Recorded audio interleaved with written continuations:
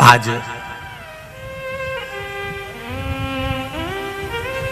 संपूर्ण देशवासियों को अनंग त्रयोदशी की बहुत बहुत बधाई हो।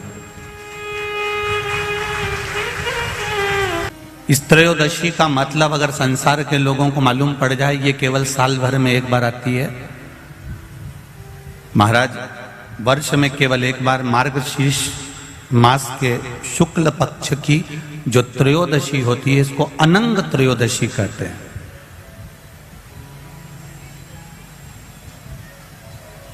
इस त्रयोदशी का महत्व, जिसके परिवार में पति पत्नी का झगड़ा होता हो, जहां अदालत तक बात पहुंच गई हो, या बेटियां मायके रह रही हो, पति कहीं दूसरी जगह रह रहा हो, या किसी पति का या पत्नी का स्मरण कहीं दूसरी जगह हो, इस अनंग त्रयोदशी का मात्र स्मरण, इस अनंग त्रयोदशी का मात्र पूजन, पूरे साल भर में आप शंकर भगवान की आराधना करते हो, पर इस अनंग त्रयोदशी की आराधना का फल ही दूसरा है, इसका महत्व ही दूसरा है।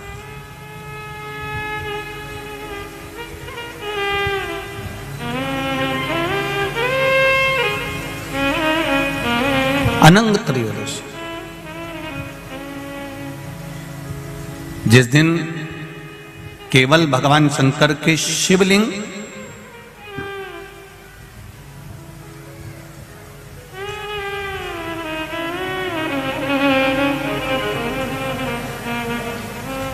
जैसे ये जलाधारी है, माता पार्वती जी का हस्तकमल, ये शिवलिंग रखा हुआ है। ये जलाधारी में से पानी बहने का स्थान, बीच में मोटी सी लाइन जहां अशोक सुंदरी विराज रही है, राइट में गणेश जी, लेफ्ट में कार्तिकेय जी, और गोल जो भाग है वो माता जी का हस्तकमल है। और ये जो शिवलिंग रखा हुआ है, ये शिव का स्वरूप है।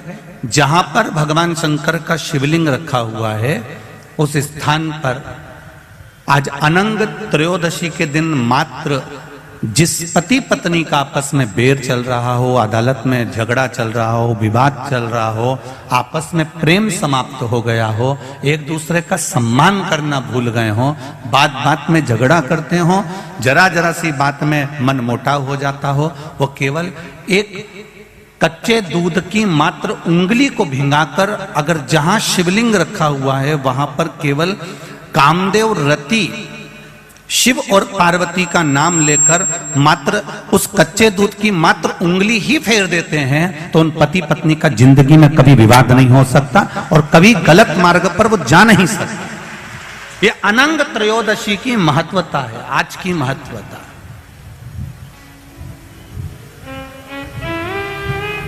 केवल साल भर में एक दिन होता है जिस दिन भगवान अपने साड़ू भाई के साथ पूजाते हैं। केवल साल भर में एक दिन होता है जिस दिन महादेव कामदेव के साथ पूजाते हैं। केवल साल भर में एक दिन होता है अनंग त्रयोदशी का दिन, जिस दिन भगवान शंकर ने कामदेव को भस्म करा था और उसको अनंग कर दिया था।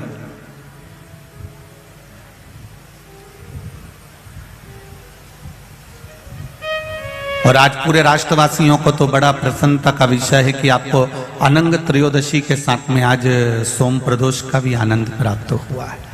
ये शिव की कृपा है, ये उसकी उदारता, ये उसकी करुणा। अनंग त्रयोदशी,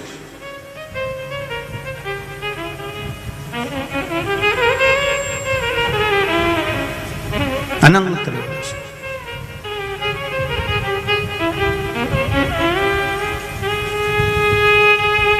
आज के दिन जो 35 साल के हो गए,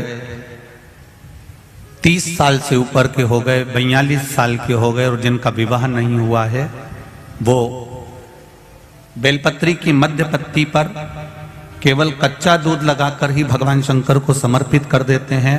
तो अगली जो अनंग त्रयोदशी आती है उससे पहले उसका मंगल विवाह हो जाता है। इतना महत्व है अनंग त्रयोदशी। अनंग त्रयोदशी का इतना महत्व है हमारे शास्त्रों में। महाराज भगवान शिव ओगरदानी त्रिकालदर्शी कैलाशी अविनाशी भगवान शंकर ने माता सती को खूब समझाया था।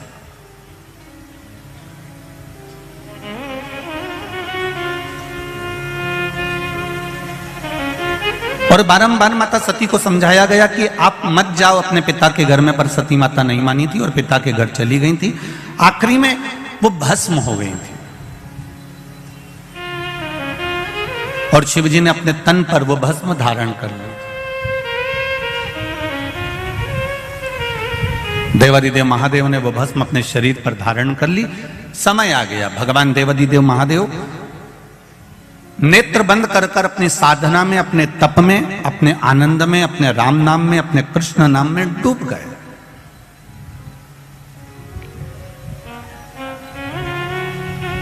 अब वो विचलित नहीं हुए। भगवान देवादिदेव महादेव का चित्त केवल राम में, कृष्ण में लग गया। नेत्र बंद हैं, साधना में लीन हैं, भगवान की विरल भक्ति में डूबे हुए हैं। उनको कोई मतलब नहीं कि संसार सागर में क्या हो रहा है। अब इसी बीच में जो शंकर भगवान ने भस्म शरीर पर धारण करी थी और भस्म शरीर पर धारण कर कर देवादिदेव जब चलकर आ रहे थे, उस मार्ग में चलते चलते चलते चलते देवादिदेव महादेव के सम्मुख में जब शिव जी केवल तप साधना करने के लिए बैठने जा रहे थे, तब एक असुर, एक राक्षस जन्म ले चुका था जिसका नाम था तारकासुर।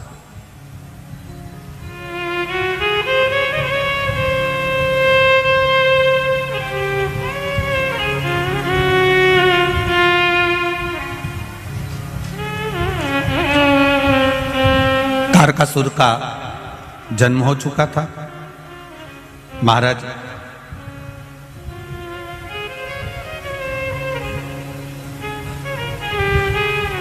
देवताओं से ज्यादा सिद्धि दानवों में होती है। देवताओं से ज्यादा सिद्धि, देवताओं से ज्यादा विद्या, देवताओं से ज्यादा तंत्र विद्या, मंत्र विद्या, साधना विद्या, सिद्धियां देवता से ज्यादा दानवों के पास होती है, राक्षसों के पास होती है।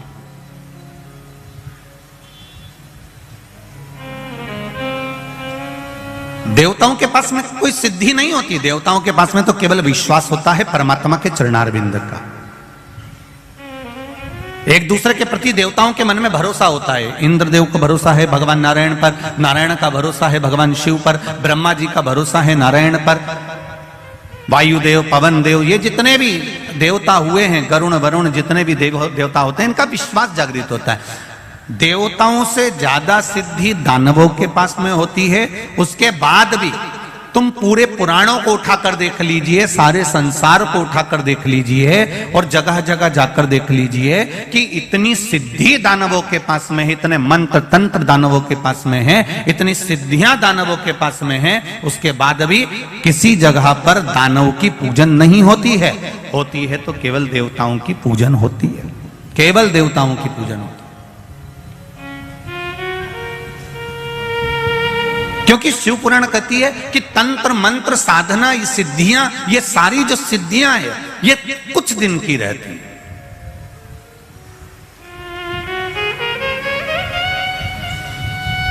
असुरों की, राक्षसों की जो सिद्धियां होती हैं, ये थोड़े दिन की होती है। पर जो विश्वास होता है, भरोसा होता है, प्रेम होता है, वात्सल्यता होती है, करुणता होती है, ये कम नहीं होती, ये और बढ़ती चली जाती है।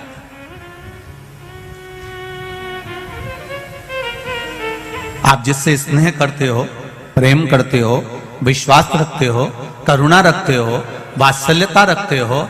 एक माता अपने पुत्र से प्रेम करती है, वात्सल्यता रखती है, करुणता रखती है, विश्वास रखती है, और बेटा कहीं चले जाए तो मां को नहीं दिखता तो बार बार विचार करती, कहां गया वो, दिख नहीं रहा।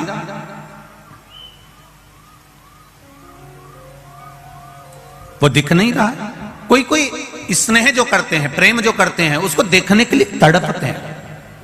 और नहीं मिलेगा तो और देखने की तड़प होगी, और नहीं मिलेगा तो और देखने की तड़प होगी। उसी तरह भगवान के प्रति जब हमारा विश्वास जागृत हो जाता है, भगवान के प्रति जब हमारा प्रेम जागृत हो जाता है, ईश्वर के प्रति हमारा भरोसा जागृत हो जाता है, हमारा वात्सल्य, हमारी करुणा और हमारा स्नेह जब बढ़ते चले जाता है, तो उस परमात्मा को देखने की ललकता हमारे भीतर भी जागृत होने लगती है। उसको देखने की ललकता हमारे भीतर और जागृत होने लगती है।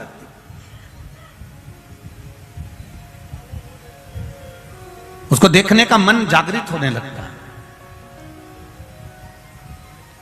देव और दानव में यह अंतर है कि दानवों के पास में सिद्धियां ज्यादा है, दानवों के पास में बहुत सारे तंत्र मंत्र साधना है, पर देवताओं के पास में कोई सिद्धि नहीं, कोई मंत्र नहीं, कोई तंत्र नहीं, कोई साधना नहीं।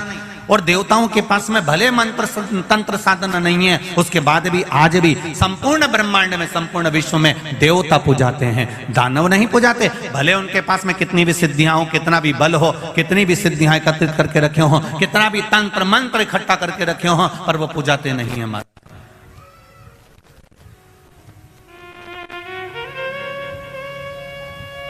तारकासुर केवल असुरों में एक ऐसा था, तारकासुर ने यह विचार कर लिया कि मेरे पास में सिद्धियों की कमी नहीं है, मेरे पास में मंत्र तंत्र की कमी नहीं है, मेरे पास में बहुत सिद्धियां हैं, बहुत मंत्र तंत्र हैं, पर यह सिद्धियां मेरे किसी काम की नहीं है। तारकासुर ने विचार कर लिया कि मुझे तो भगवान शंकर का भजन करना है, मुझे शिव भक्ति को धारण करना है और कुछ भी नहीं चाहिए।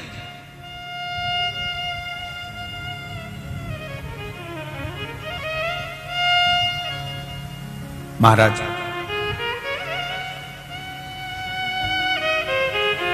यही चतुरता है। एक कील, एक हथौड़ी, हथौड़ा तुम लेकर आओ, कील ठोकी है, वो कील आड़ी टेढ़ी हो जाएगी, पर एक कारीगर आएगा और वो कील ठोकेगा तो वो कील आड़ी टेढ़ी होगी क्या? नहीं होगी।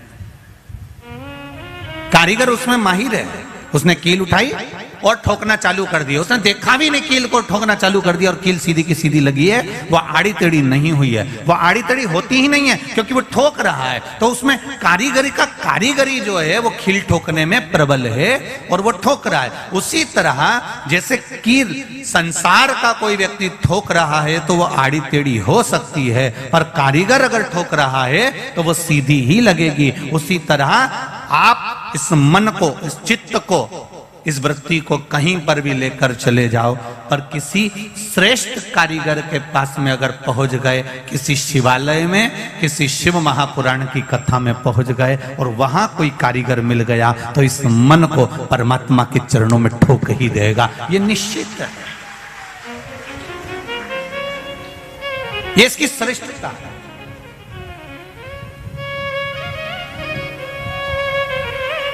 मैंने तेरे ही भरोसे, ओ बाबा तेरे ही भरोसे, हवा बिच उड़ती जावांगी, बाबा डोर हथो छड़ी ना मैं कटी जावांगी, भोले मैं तेरी पतंग, शंभो मैं तेरी पतंग, हवा बिच उड़ती जावांगी, बाबा डोर हथो छड़ी ना मैं कटी जावांगी, भोले मैं तेरी पतंग, शंभो मैं तेरी पतंग। इस मन रूपी कील को किसी कारीगर के पास में, किसी देवालय में ले जाकर रख दो और अच्छा कारीगर मिल गया तो वो ठोकेगा। और फिर एक कील इधर उधर नहीं जाएगी। एक पत्राया है, देखिए,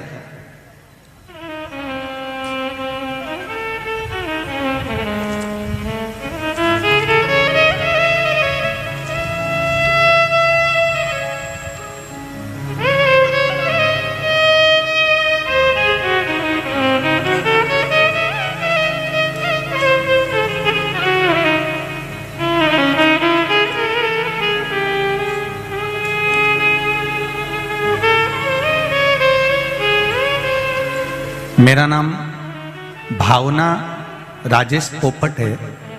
मैं मुंबई पालघर से आई हूं।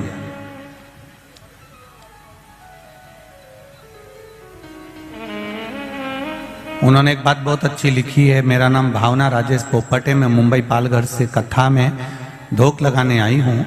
मुझे हिंदी ठीक से लिखना बोलना नहीं आती है, तो क्षमा करना कहीं गलती हो तो। बेन श्री शिवाय नमस्तुभ्यं। जहां भी बैठी हैं, अगर कहीं बैठी हो तो दोनों हाथ हिला दीजिएगा आपके। जहां कहीं भी बैठे हो दोनों हाथ हिला दीजिएगा। कहीं बैठी हो तो जरूर हाथ हिलाइएगा। मैं बाबा क्या बखान करूं महादेव की कृपा का। मेरी बेटी जो परदेश में कनाडा में रहती है, उसे लेफ्ट साइड चेस्ट में गांठ हो गई थी, जिसे उसे बहुत तकलीफ होने लगी थी। वह अपना हाथ भी ऊपर नीचे नहीं कर पाती थी। तब उसने वहां डॉक्टर को बताया कनाडा में, तो डॉक्टर ने तुरंत ही उसकी जांच करी और जांच करने के बाद कहा तुम्हारे एक गांठ नहीं है, यहां 3-4 गांठ हो गई है। अब वह ज्यादा गंभीर हो गई थी। डॉक्टर ने उसे ऑपरेशन का कह दिया था। तब बेटी ने मुझे यह बात बताई, तो मैंने कहा सब तुम शिवजी पर छोड़ दो, दवाई ले, साथ में शंकर भगवान पर 1 लोटा जल चढ़ाना प्रारंभ करो। पर जल चढ़ाती तो कहां चढ़ाती, वो जल कैसे समर्पित करती। महादेव सब कुछ ठीक करेंगे, मैंने उससे कहा। अब जल चढ़ाने कहां जाए, ना तो शिवजी का मंदिर है ना वहां बेलपत्र है। परदेश में कहां से जल चढ़ाने मंदिर को जाए। तब मैंने कहा तेरे पास में शंकर भगवान का शिवलिंग या मूर्ति हो तो उस पर जल चढ़ाना प्रारंभ कर दे। उस पर जल चढ़ाओ और वही पानी तुम पीना प्रारंभ करो। श्री शिवाय नमस्तुभ्यं का जाप करना प्रारंभ करो।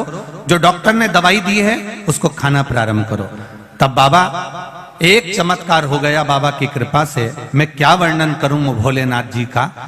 जो गठान थी उसकी दूसरी बार जब जांच कराने के लिए गई, तो डॉक्टर भी आश्चर्य में हैरान हो गया कनाडा का कि ये गठान गल चुकी थी, जो शरीर में 3-4 गठान हो चुकी थी। ये शिव कृपा।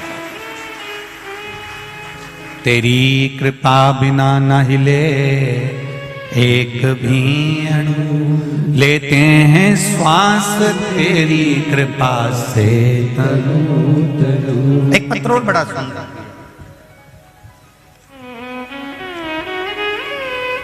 पहले तो बच्चे का फोटो देख लो आप। जितने लोग भी आस्था चैनल पर कथा देख रहे हैं, पहले इस बच्चे का फोटो देखें।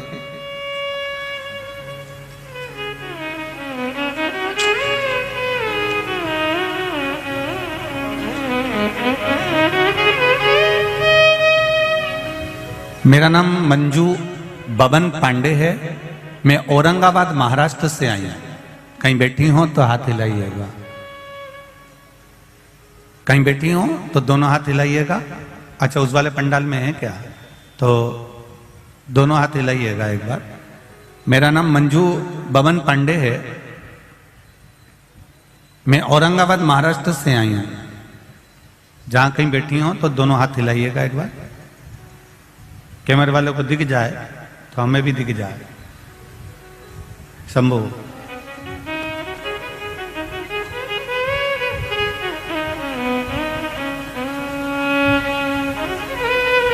एक लोटा जल टीवी के सामने सुनी हुई कथा का क्या वर्णन करूं गुरुजी।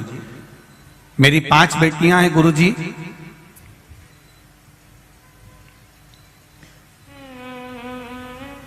तीन अप्रैल 2022 को मेरे चौथे नंबर की बेटी सोनोग्राफी करा के आई तो रिपोर्ट नॉर्मल थी।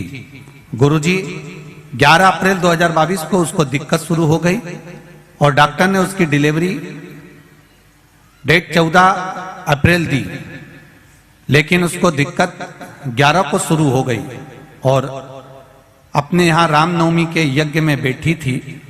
4 बजे हम उसे लेकर हॉस्पिटल लेकर गए, उसका ऑपरेशन शुरू किया। लेकिन गुरुजी जब उसके बच्चे को निकाला गया तब बच्चा रोया नहीं, उसके श्वास में तकलीफ हो गई और उसमें कुछ भी ऐसा नहीं था कि वो हिल रहा था। डॉक्टर ने फेफड़ों में दिक्कत बता दी। ऐसा कहा इसको तुरंत दूसरे हॉस्पिटल में ले जाओ। हम एक हॉस्पिटल छोड़कर दूसरे हॉस्पिटल में 6:30 से लेकर 7:30 तक हॉस्पिटल घूमते रहे, पर कोई झेलने को तैयार नहीं था, क्योंकि बच्चा रोया भी नहीं था, श्वास भी नहीं थी। हर तरह से हम परेशान हो गए। तब श्री शिवाय नमस्तुभ्यम का जाप करना प्रारंभ करा। मैंने अपने तीसरे नंबर की बेटी से कहा कि तुम जाओ और शिवजी पर 1 लोटा जल चढ़ाओ और वो जल लाकर तुरंत दो। बेटी ने जल लाकर शंकर भगवान का चढ़ाया हुआ जल लाकर दिया और बाबा की कृपा से, शिव की कृपा से वो जल हाथ में लेकर जब फेरा गया, बाबा की कृपा से बच्चे ने 11:30 पर रोना प्रारंभ करा और बाबा की करुणा ऐसी हुई कि वो बच्चा अब स्वस्थ है। उसका फोटो भी लगाया है गुरुजी, और जिस समय वो हालत गंभीर थी उस समय भी लगाया है। उसकी सारी रिपोर्ट लगा रही हूं उस बच्चे की कि उसके फेफड़े आदि कुछ भी काम नहीं करते थे, यहां तक उसके एक्सरे आदि सब लगाए गए हैं, पूरी रिपोर्टें लगाई गई है। गुरुदेव, ये शिव शंकर का भरोसा और विश्वास है जो आज मेरी गोद में मेरा बाबा का प्रसाद है। ये शिव कृपा। हर हर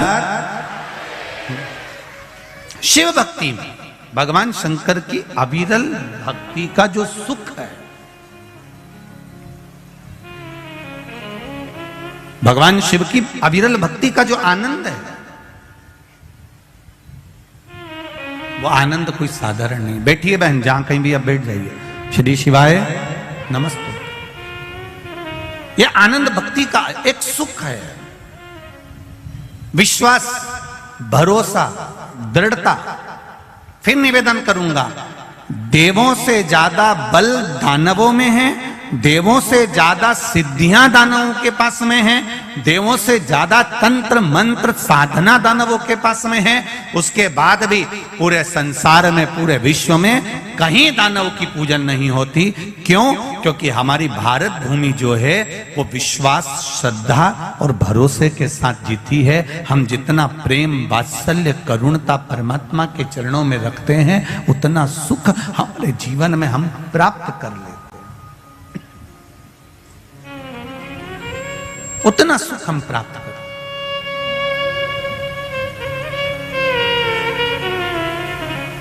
शंभो शरणे पड़ी मांगू घड़ी रे दुख काटू, दया करीने दर्शन आपो, दया करीने दर्शन आपो। परमात्मा की अविरल भक्ति को प्राप्त करने का सुख है श्री महापुराण की कथा। चाबी भूल जाओगे यहां पर तो घर से वापिस आना पड़ेगा।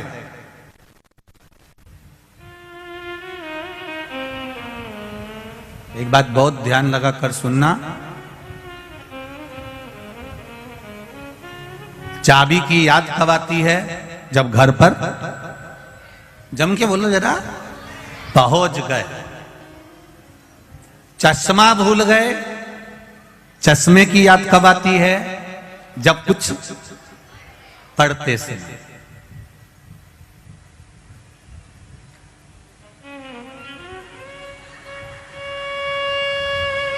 ये बत्ती सी तुमने नई नई बनवाई और डब्बी में रख ली, कथा में आ गए, सोचा प्रसाद मिलेगा तो खाऊंगी, और वो बत्ती सी तुम्हारी कहीं फ्रिज में भूल गए या कहीं रह गई। अब कुछ खाने का समय आया तो याद आई कि नहीं आई? मेरी बत्ती सी कहां है?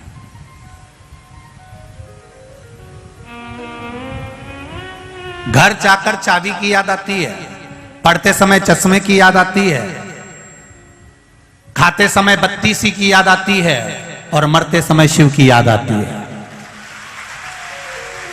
अंतिम बिंदु होता है जब एक्सीडेंट हो गया, ऑपरेशन की समय आ गया, बीपी शुगर गड़बड़ हो गए, कुछ काम बिगड़ गया, तब पंडित जी को फोन लगाया, महाराज जी महामृत्युंजय का जाप बिठा दो, मेरी बहू की तबीयत ठीक नहीं है। पंडित जी मेरे बेटे का एक्सीडेंट हो गया, महामृत्युंजय का जाप बिठा दो। पंडित जी ऐसा हो गया, महामृत्युंजय का जाप बिठा दो। अब कोई भी ये नहीं कह रहा कि कनक धारा का पाठ बिठा दो, श्री सूक्त या पुरुष सूक्त का पाठ बिठा दो।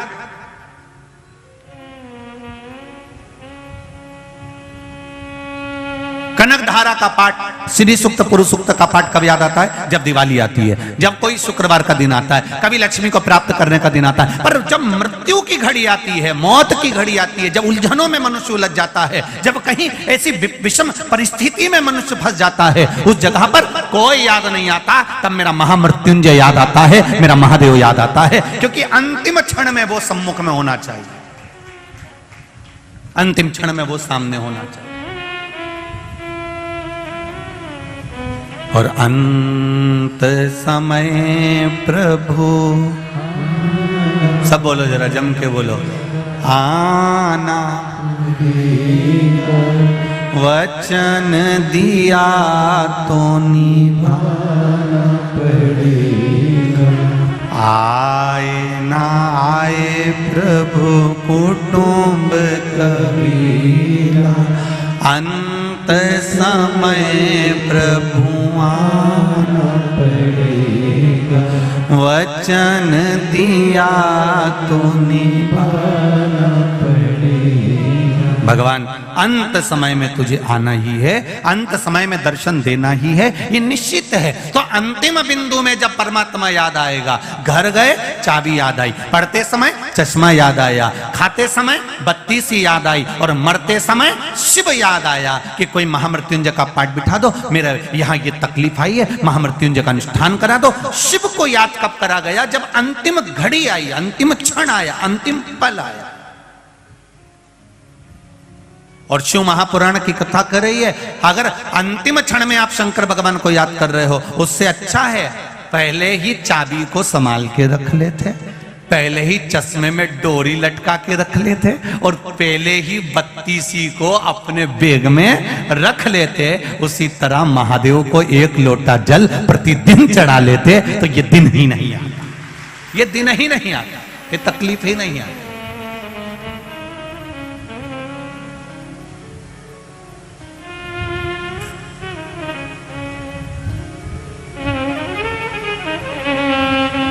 तारकासुर प्रकट हो गया, तारकासुर को लगा, तारकासुर को यह ज्ञात हुआ कि मुझ में बल बहुत है, मैं सब कुछ कर सकता हूं, मेरी सामर्थ्यता बहुत कुछ करने की।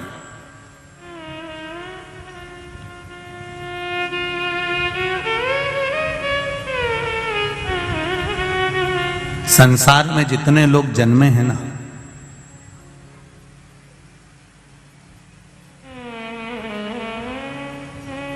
संसार में जितने लोगों का जन्म हुआ है ना, कोई साधारण नहीं, सब भगवान की कृपा से जन्मे हैं, सब भगवान की करुणा से जन्मे। बस थोड़ा सा तालमेल मिलाने की जरूरत है। इतने चतुर चतुर लोग संसार में हैं, इतने विद्वान विद्वान लोग संसार में हैं, उसके बाद भी भूल कर जाते हैं परिवार में रहकर। पाँव में जब चप्पल पहनते हैं तो दोनों चप्पल का नंबर एक ही रखते हैं, दोनों चप्पल का नंबर एक ही रखा। 8 नंबर की चप्पल आती है तो इस पाँव में भी 8 नंबर पहनेंगे, इस पाँव में भी, बोलते जाओ जरा, 8 नंबर पहनेंगे। हो सकता है तुम्हारे बड़ोदरा में ऐसा होता हो कि इसमें 9 नंबर, इसमें 8 नंबर, तो बात दूसरी। पर हमारे यहाँ तो नहीं होता। हमारे यहाँ तो अगर 7 नंबर की चप्पल है तो दोनों 7 नंबर की है, 8 नंबर की है तो दोनों 8 नंबर की है, 9 नंबर की है तो दोनों 9 नंबर की है। और अगर एक चप्पल दूसरे नंबर की पहनकर चल लो तो बहुत लंबा चल सकते हो क्या? एक 8 नंबर की पहन लो और एक 9 नंबर की पहन लो, और तुमसे कोई कह दे जाओ जरा यहाँ से वहां तक चले जाओ, चल सकोगे? नहीं, या तो चप्पल काट लेगी या फिर चलने में तकलीफ आएगी, पाँव दुखेगा, कुछ ना कुछ प्रॉब्लम खड़ी हो जाएगी। अब इतनी विद्वत्ता सब में है कि चप्पल एक ही नंबर की होना चाहिए। अगर एक चप्पल 8 नंबर की और एक 9 नंबर की है तो बहुत लंबा नहीं चल सकते। उसी तरह परिवार में रह रहे हो, घर में रह रहे हो, तो निवेदन है पति पत्नी जब दोनों साथ रहें, भाई भाई जब साथ रहें, देवरानी जेठानी जब साथ रहे, सास ससुर जब साथ में रहें, बहुएं अपने परिवार के साथ में रहे, तो निवेदन है जैसे चप्पल एक नंबर की होती है, जब आप अपना मायका छोड़कर ससुराल में आ जाओ, आप कौन से नंबर की चप्पल रखते हो, कितना क्रोध रखते हो, कितना वाणी में क्या रखते हो, उससे कोई मतलब नहीं होना चाहिए। अब ससुराल में आ गए हो तो चप्पल का एडजस्टमेंट कर कर चलना, अर्थात अपने को उनके नंबर से मिलकर चलना पड़ेगा, तब जाकर लंबा चल सकते हो। अगर इससे मिलकर नहीं चले तो थोड़ा जाने के बाद में अदालत पहुंच जाओ।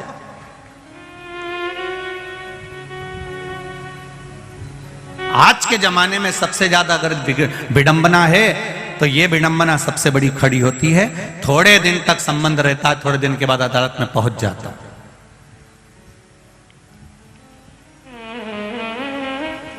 बड़ा दुख होता है कि पिताजी ने 25 लाख 50 लाख खर्च करा, 40 लाख खर्च करा, 10 लाख खर्च करा, पिताजी ने बेटी के विवाह में खर्च करा, उधर बेटे के विवाह में खर्च करा, दोनों का नंबर नहीं मिल पाया, बहुत लंबा नहीं चल पा, बहुत लंबा नहीं चल पा।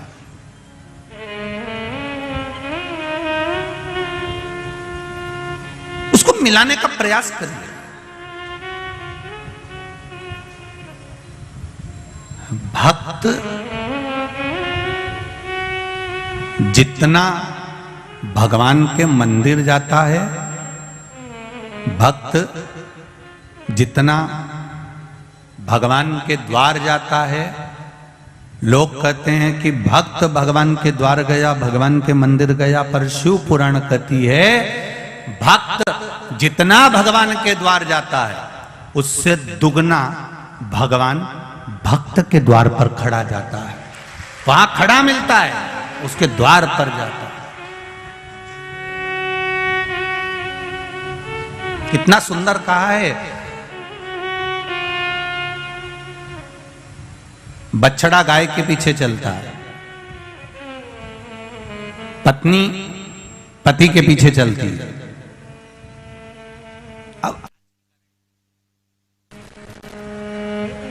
अभी का तो हम नहीं कह सकते, पर पहले का नियम था।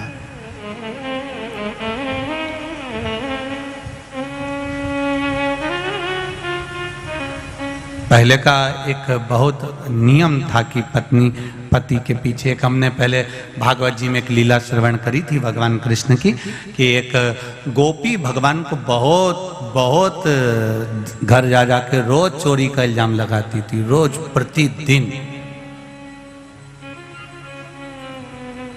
रोज चोरी का इल्जाम लगाए।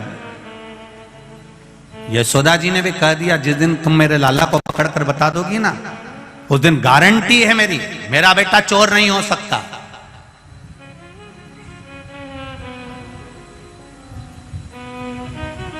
इसने भी कह दिया।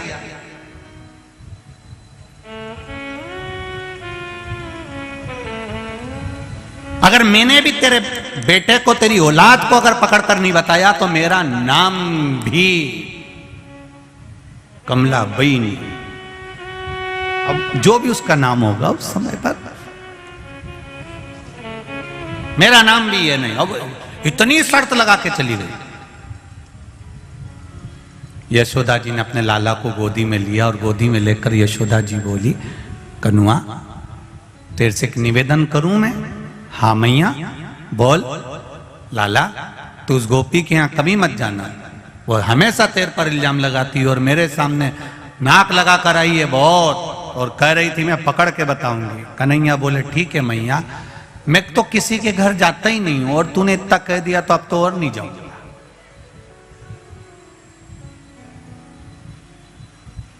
ये मानने वाला है। सबसे पहले उसी गोपी के घर गया, सबको लेके गया। अब गोपी भी इतनी समझदार थी, इतनी चतुर थी कि उसने आज लाला को पकड़ने के लिए मटकी के नीचे घंटी लगा दी थी। नीचे लगा मनसुका, श्रीदामा, मधुसूदन, फिर दाऊ, फिर ऊपर चढ़े कन्हैया।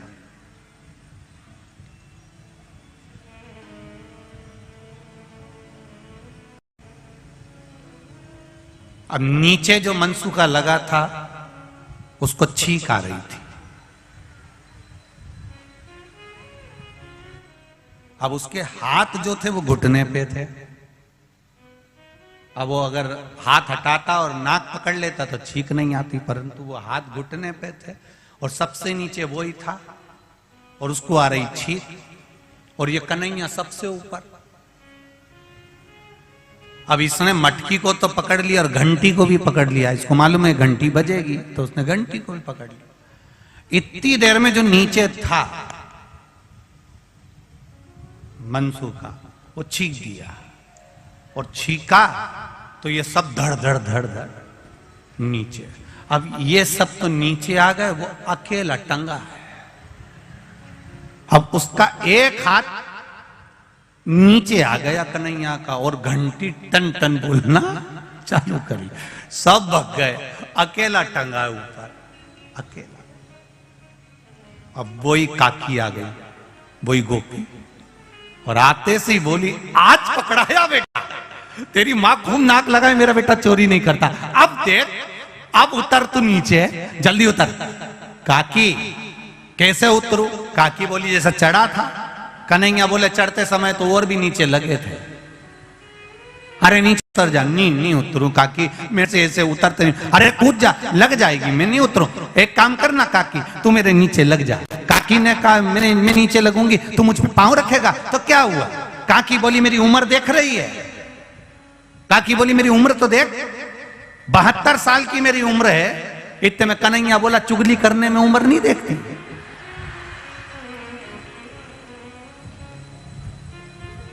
काकी ने बोला मैं लग जाती हूं, तो धीरे से उतरना हो, देख मेरा बुढ़ापे का ध्यान रखना हो।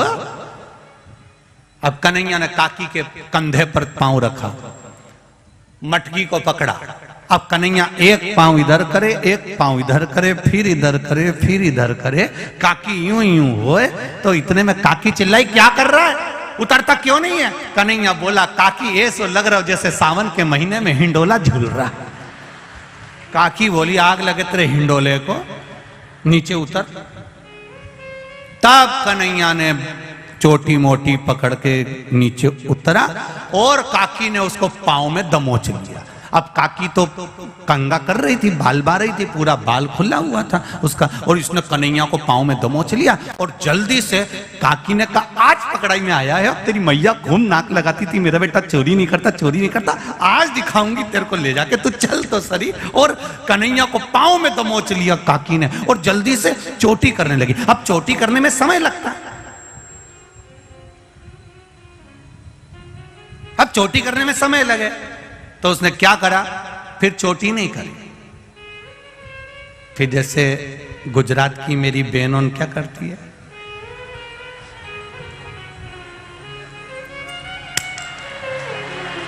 उनमें। और वैसे भी देखो, लड़ने जाओ ना तो जूड़ा थोड़ा एनर्जी देता है। चोटी में और जूड़े में अंतर आता है। तुम देखना जब तुम माताएं आपस में लड़ रही हो ना तो वो थोड़ी थोड़ी देर में बोलते चलो, मतलब ऐसा लगता है कि इससे एनर्जी मिलती है।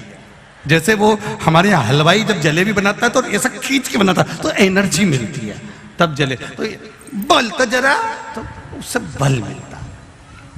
अब काकी ने बाल बांध लिया और बाल बांध के कहे चल जल्दी कन्हैया, चल उठ तो जरा, तेरी मैया के पास चल तो जरा। अब इतने में कन्हैया कहे काकी मैया के पास मत ले जा, तुझे मेरी सौगंध है, काकी मैया के पास मत ले जा। काकी तो मानने को तैयार नहीं, ले गई हाथ पकड़ के बाहर, ऊपर से दरवाजे में लगा दी कुंडी, ताला लगाया और लगा के सीधे बाहर लेकर गई। इतनी देर में कन्हैया जमीन पे सो गया, उठे ही नहीं, उठ तेरी मैया के पास चल। नहीं जाऊंगा, नहीं जाऊंगा, नहीं जाऊंगा, मचल गया, नीचे सो गया, जमीन पर पड़ गया, नहीं जाऊं, नहीं जाऊं।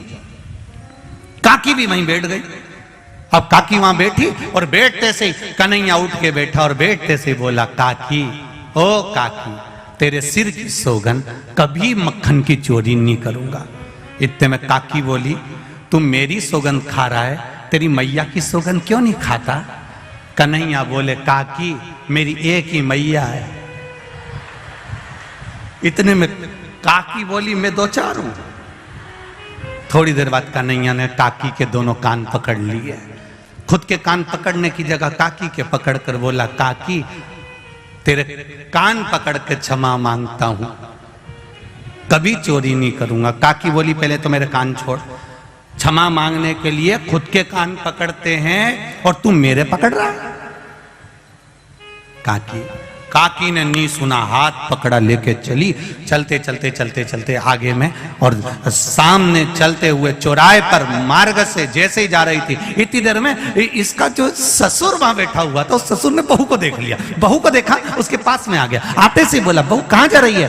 कहीं नहीं, इस कन्हैया को लेकर जा रही हूं, इसकी मैया को दिखाने के लिए। अब ससुर इधर, बहू का मुंह इधर, इतना घूंघट कर लिया, इतना घूंघट। अब पहले का नियम था, ससुर और सास के सामने बहू अपना मुख नहीं खोलती थी। अब आज का जमाना तो बड़ा विचित्र हो गया, अब क्या बोलूं इसका। पहले इतना घूंघट, तुम बहेड़िया परिवार में देखना उनकी दादी जी को, अभी भी बैठी है तो इतना ही डाल के बैठी। तुम देखो जरा, आप देखोगे तो माताओं को देखिए, उनके बहेड़िया परिवार की इतना इतना घूंघट तो आज भी लेकर बैठी हुई है। अब पहले का जमाना था, इतना पल्लू लेकर बैठते थे। पहले का जमाने में इतना चलता था, फिर धीरे धीरे इतना आया, फिर इतना, फिर इतना, फिर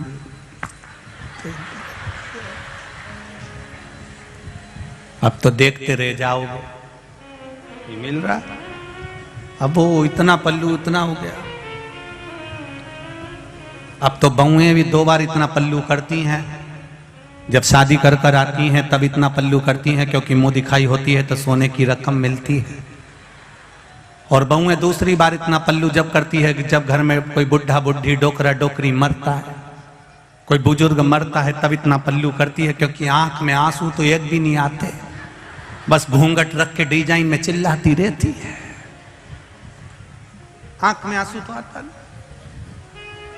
अब इधर ससुर खड़ा, इधर बहू ने मुंह कर लिया, कन्हैया का हाथ पकड़िए और हाथ पकड़ कर लेकर जा रही, इसकी मैया को दिखाने जा रहे हैं। इतने में कन्हैया ने कहा, मैया काकी बहुत प्यास लग रही है, पानी पियान दे। ससुर ने कहा, बेटा छोटा सा बच्चा है, पानी पियान दे। जो कन्हैया का हाथ छोड़ा पानी पीने के लिए ससुर के कहने पर, जल्दी आ। कन्हैया जैसे ही आया, उसने कहा, काकी चल। काकी बोली, हाथ पकड़ा, इन्हें लो ना ससुरा जी का पकड़ा दो, ले।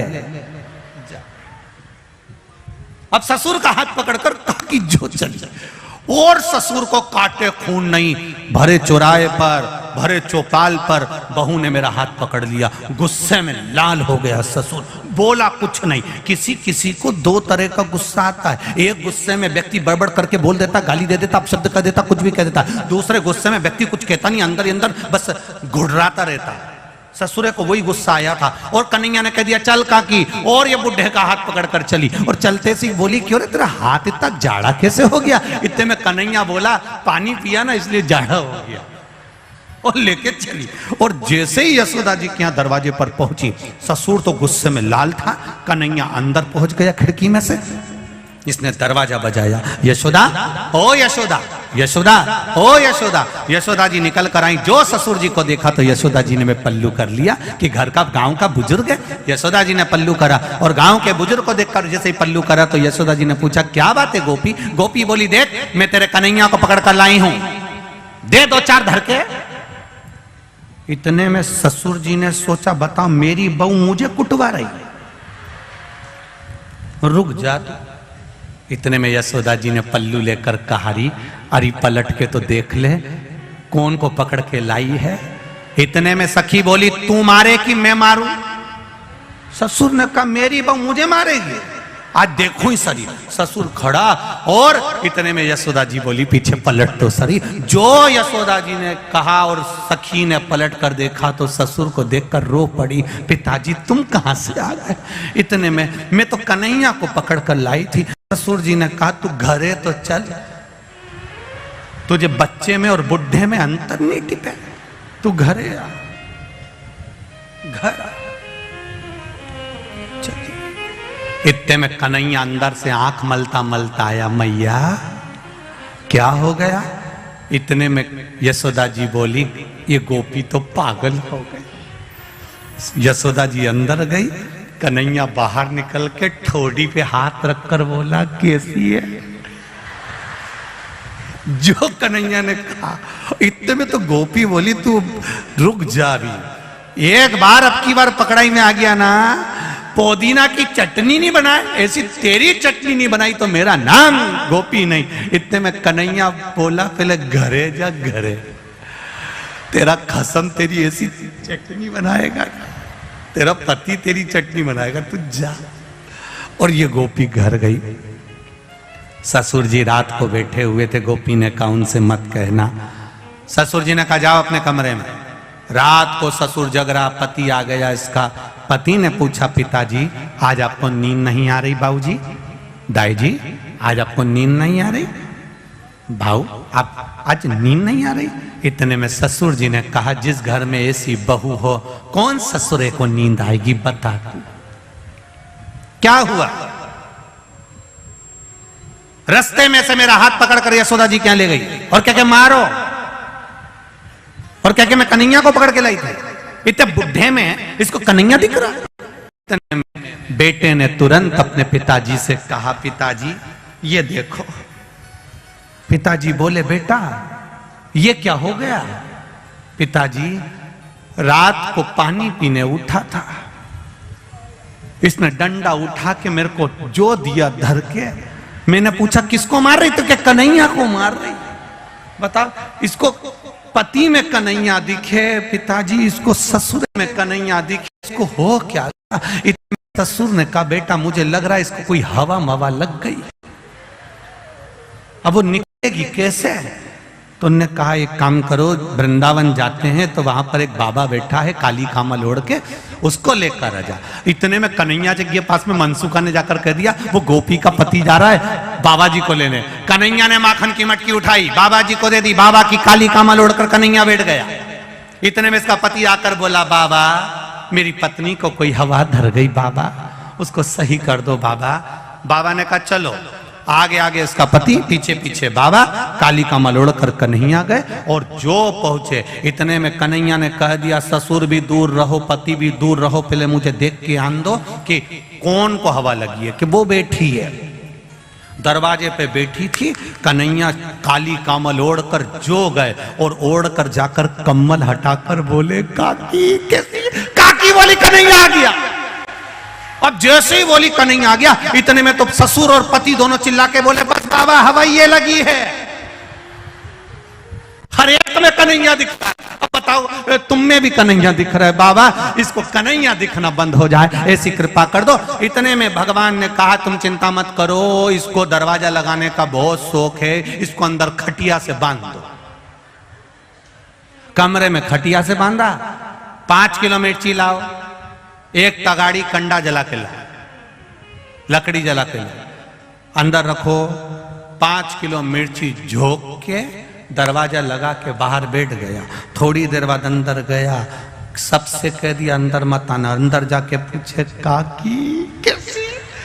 काकी क्या थी? तो रुक तो सही। पति आकर बोले, बाबा थोड़ा ठीक है। कन्हैया ने काकी से पूछा, अब चुगली करेगी? मेरी मैया के पास जाके कुछ बोलेगी? इतने में ससुर ने कहा, बाबा इससे पूछो कहीं कन्हैया तो नहीं दिख रहा। इतने में खड़े हो जाओ। कन्हैया ने पूछा, ये कौन है? महारा ससुरा जी। ये कौन है? महारा पति देवता। मैं कौन हूं? कन्हैया। इतने में ससुर ने कहा, बाबा 2 भूतनी तो निकल गई, एक बच्ची है, 5 किलो और झोंक दो तुम तो, और झोंको 5 किलो। और उन्होंने ली ने 5 किलो मिर्ची और झोंक दी। ले अब की बार कन्हैया ने पूछा, ये कौन? महारा ससुरा। ये कौन? महारा पति देवता। जो बोले, ये मैं कौन? बाबा। बाबा तुम्हें कहीं कन्हैया दिख रहा है? बिल्कुल नहीं दिख रहा, बिल्कुल।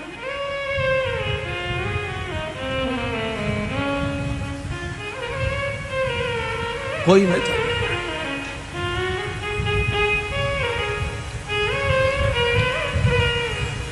हृदय चित्त से कथा कर रही है। भगवान को पाने का एक तरीका, गोपियों के रोम रोम में श्याम है, हनुमान जी के रोम रोम में राम है, और जल चढ़ाने वाले के रोम रोम में महादेव है। उसकी भक्ति का बल बड़ा होना चाहिए, और जब भक्ति का बल बड़ा होता है तब भगवान को प्राप्त करने का तरीका बदल जाता है। गोपियों को भगवान के प्राप्त करने का तरीका बदलना पड़ा। हनुमान जी महाराज पहली बार राम जी से मिले थे, उन्होंने भगवान को प्राप्त करने का तरीका बदल लिया। संत ब्राह्मण का रूप रखकर राम जी के पास जाकर परीक्षा ले लेते, तरीका बदला। भगवान को पाने का भी तरीका बदल गया।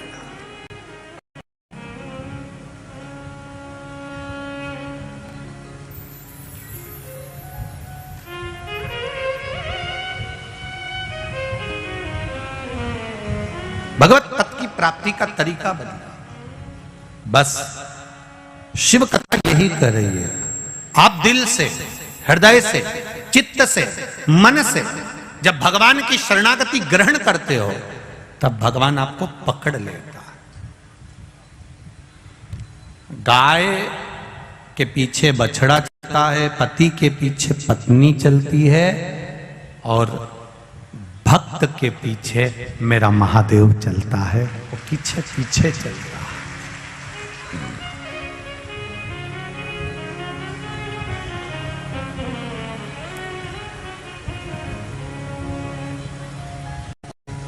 भक्त के पीछे भगवान चल रहा है। और जब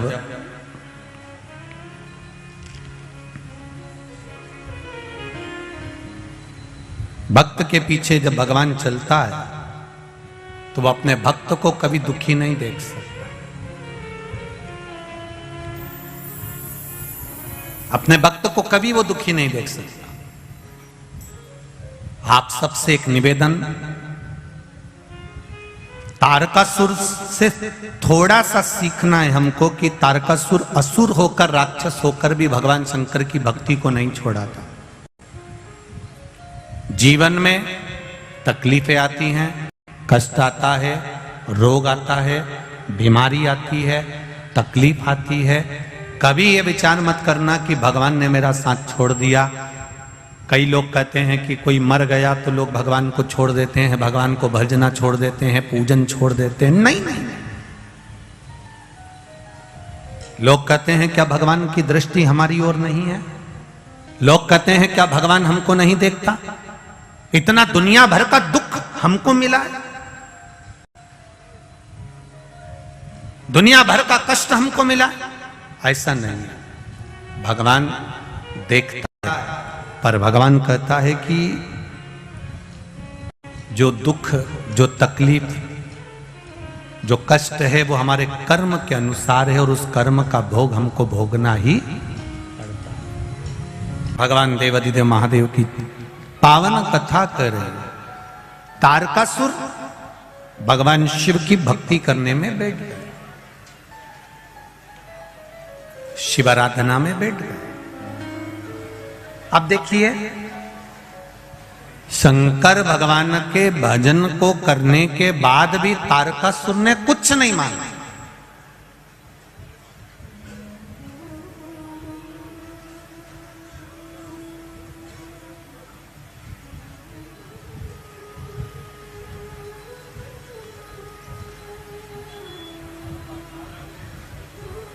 प्रसाद का एक मतलब अच्छे से समझिए जरा।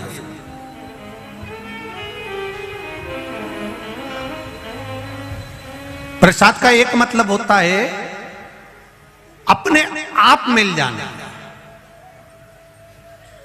प्रसाद मांगा नहीं जाता, प्रसाद जो देता है वो हाथ बढ़ाकर देता है।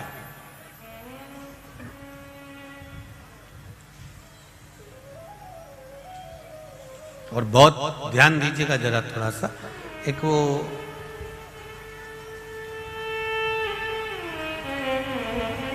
एग्जाम में किसी किसी विषय में बच्चे को 5 नंबर, 4 नंबर, 7 नंबर ज्यादा मिलते हैं, किसी किसी।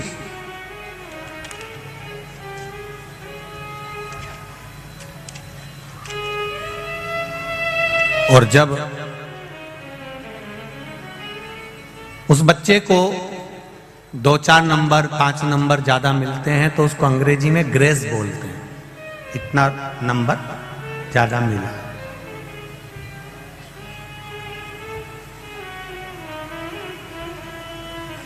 मतलब वो उसने मांगा नहीं है। एग्जाम देते समय उसने ये नहीं लिखा था कि मुझे इस नंबर में, इस सब्जेक्ट में इतना ग्रेस देना, इतना ज्यादा देना, ये उसने बोला नहीं। प्रसाद को अंग्रेजी में ग्रेस भी कहते हैं, मतलब मांगा नहीं जाए और मिल।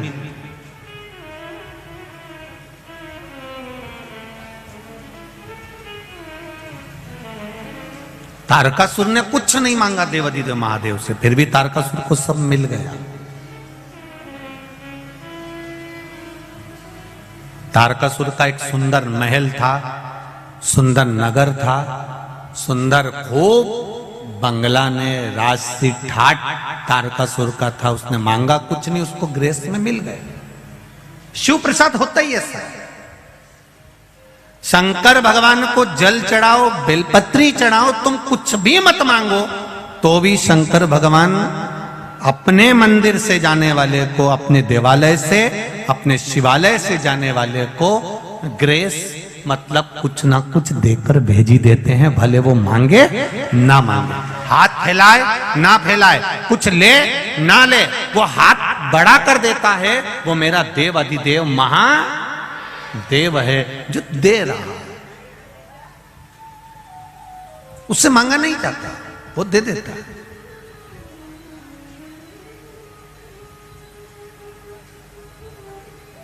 खाली न जाता कोई दर से तुम्हारे, खाली न जाता कोई दर से तुम्हारे, मैं भी खड़ा हूँ नन्ही बाहें पसारे, मैं भी खड़ी हूँ नन्ही बाहें पसारे, अपने हृदय से लगा लगा लो, गिरा जा रहा हूँ, उठा लो, उठा लो, प्रभु अपने दर से अब तो न टालो, गिरा जा रहा हूँ, उठा लो। आप शिव के मंदिर जाएं, आप शंकर भगवान की चौखट पर जाएं, आप शिव के द्वार जाएं, मांगने की जरूरत नहीं है आपको, वो दे देगा। आपके हृदय में क्या है वो जानता है।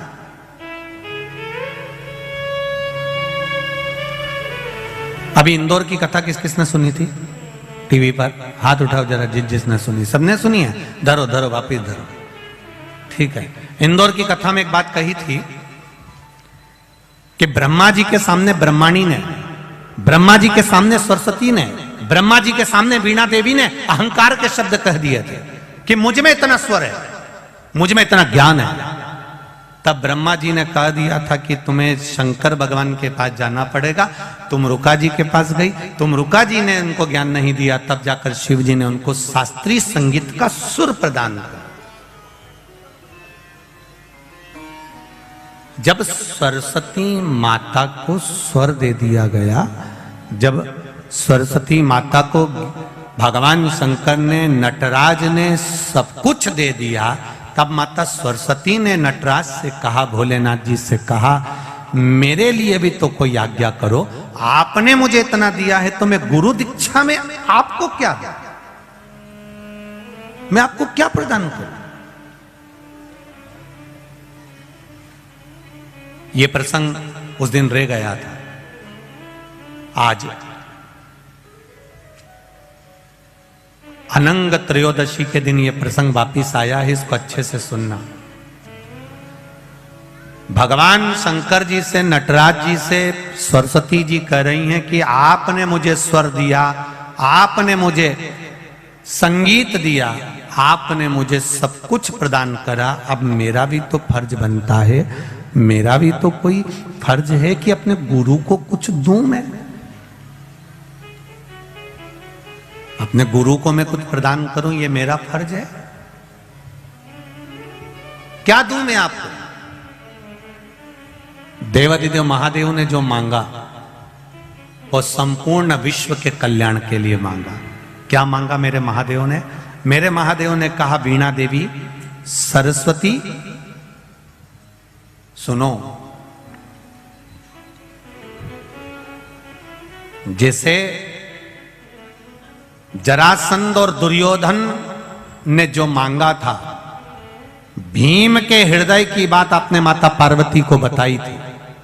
बस मेरे शिवालय में, मेरे मंदिर में, मेरे देवालय में कोई जल चढ़ाने आए या बेलपत्र चढ़ाने आए या भूल से भी मेरी देहली पर चढ़ जाए, उसके मन में क्या चल रहा है आप तुरंत बस नंदी से जाकर कह देना, नंदी मुझे बता देगा। मैं शाम को प्रदोष काल के समय रोज भ्रमण पर जाता हूं, मैं कल्याण कर दूंगा। बस इतनी सी। अब वीणा देवी सरस्वती का काम क्या है?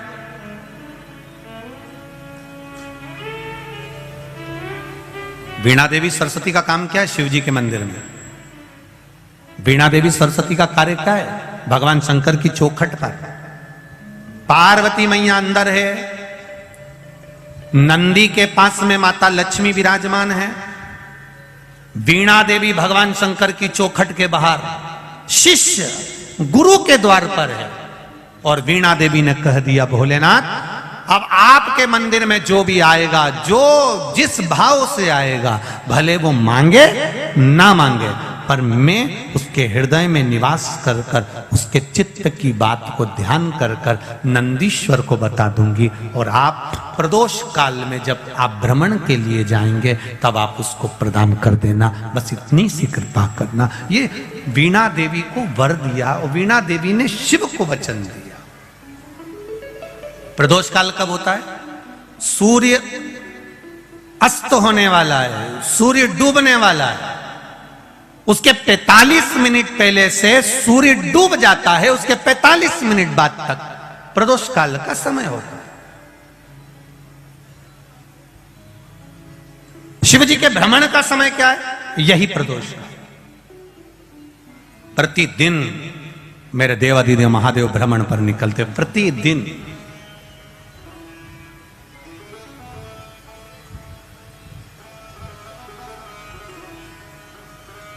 प्रदोष काल के समय पर वट वृक्ष के नीचे दिया लगाया जाता है। वट वृक्ष के नीचे लौंग का मात्र भोग रख दिया जाता है। लौंग मात्र, अगर वट वृक्ष के नीचे दिया लगाकर एक लौंग का जल या लौंग भगवान बटकेश्वर महादेव के नाम से भी अगर शिव को समर्पित करी है तो ये निश्चित है कि कर्जा कितना भी भारी होगा वो कर्जा चूकेगा जरूर, और कहीं ना कहीं से लक्ष्मी की व्यवस्था देवादिदेव महादेव करेंगे। एक पत्र आया है, इसी कर्जे को चुकने वाला एक पत्र, किसी ने अपना फोटो भी भेजा। देख,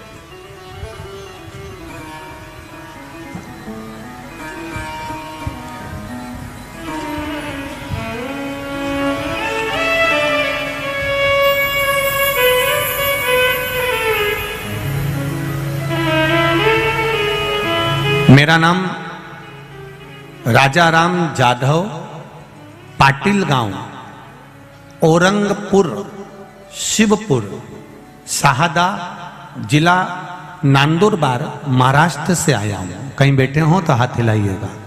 आप ही हैं? दोनों हाथ हिला दो ऐसा, श्री शिवाय नमस्तुभ्यम। एक बार फिर से हिलाइए दोनों हाथ, श्री शिवाय नमस्तुभ्यम। महाराष्ट्र नांदुरबाग से आया हूं। मेरा परिवार टीवी के माध्यम से कोरोना काल से कथा सुन रहा है। आपके प्रवचन दिए गए कर्ज मुक्ति का उपाय सुनने के बाद मन में इच्छा जागृत हुई और उपाय करना शुरू किया। आपके कहने से बड़ के पेड़ के जड़ में बटकेश्वर महादेव के नाम से आपने जो बताया था वैसा की वैसा ही पूजन करना प्रारंभ करें।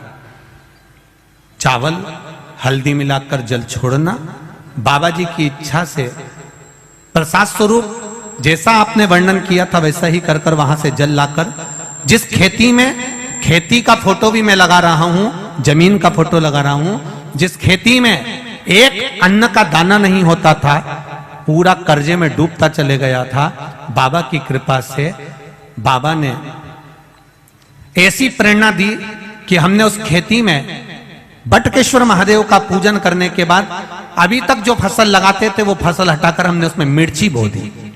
आप बार बार कथा में कहते हो काली मिर्ची काली मिर्ची, तो हमने मिर्ची लगा दी। हमने ये थोड़ी ना कहा था कि तुम मिर्ची लगाओ दादा, हमने मिर्ची बो दी। और बाबा की कृपा देखिए, बटकेश्वर महादेव का नाम लेकर गया था, इतना कर्जा था कि प्राण जाने की नौबत आ गई थी, पर बटकेश्वर महादेव की कृपा से मिर्ची लगाई और मिर्ची की जो फसल आई उसने मेरा पूरा कर्जा चुका दिया।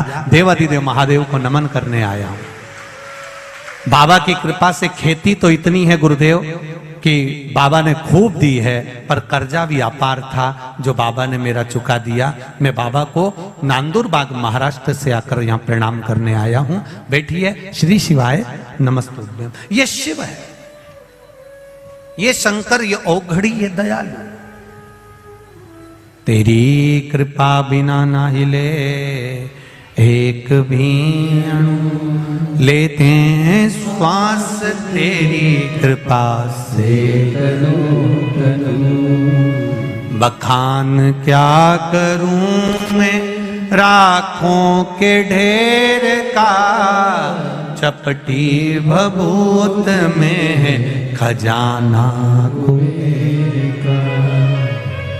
आपसे भी कहना चाहूंगा, आप जिस भाव से, जिस हृदय से, जिस चित्त से इस पावन शिव महापुराण की कथा को सुन रहे हो, श्रवण कर रहे हो, इस ग्राउंड में बैठकर, इस सुंदर कथा स्थल पर बैठकर लाखों की संख्या में आकर आप इस कथा को श्रवण कर रहे हो, आस्था चैनल पर सुन रहे हो, फेसबुक ग्रुप पर सुन रहे हो, ये विश्वास रखना, दिल से सुन रहे हो तो मेरा बाबा देता भी दिल से ही है, खाली नहीं छोड़ता, वो देता है दिल से।